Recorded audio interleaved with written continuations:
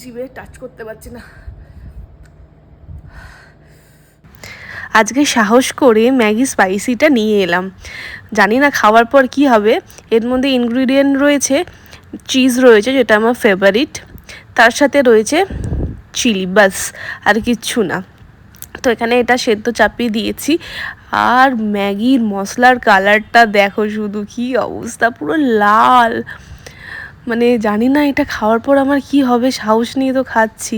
উপাস থেকে তো সুপ্রভাত বলছে ডিম ভাজা খাই, সব খাস না। আমি বলছি না, এনে তো যখন খাবোই। স্পাইসি ম্যাগিটা কিন্তু আমার রেডি হয়ে গেছে। প্রচণ্ড গরম, ঠান্ডা করে খাই চলো। আর এই গরমে কেউ খেলো কি না খেলো, আগে ঠান্ডা চাই। আমার তো মনে হয় এই গরমে কেউ কাউকে ভালোবাসতে পারে না, শুধু একমাত্র একজনকে ভালোবাসে, সেটা হচ্ছে এই এসিকে, যে ঠান্ডা হাওয়া দেয় আমাদের। এরপর কিন্তু খাওয়ার পালা।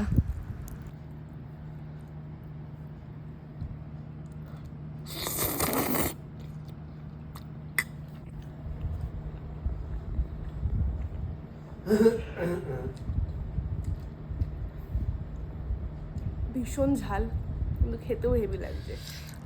আর মেন জিনিস হচ্ছে মুখে একটা চিজের যে ফ্লেভারটা আসছে, ওটা আরও দারুণ। এমনি আমি চিজ পাগল, ঝাল খাও তারা মাস্ট ট্রাই করবে, আর যারা ঝাল খাও না এর থেকে 7 হাত দূরে থাকবে।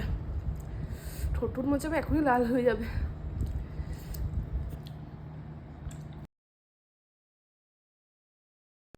অলমোস্ট শেষ করেছি অনেকটা।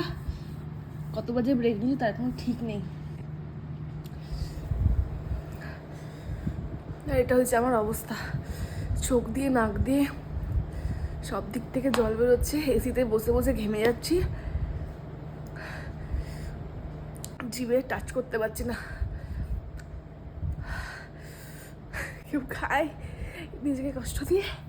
ওরে বাপরে বাপ,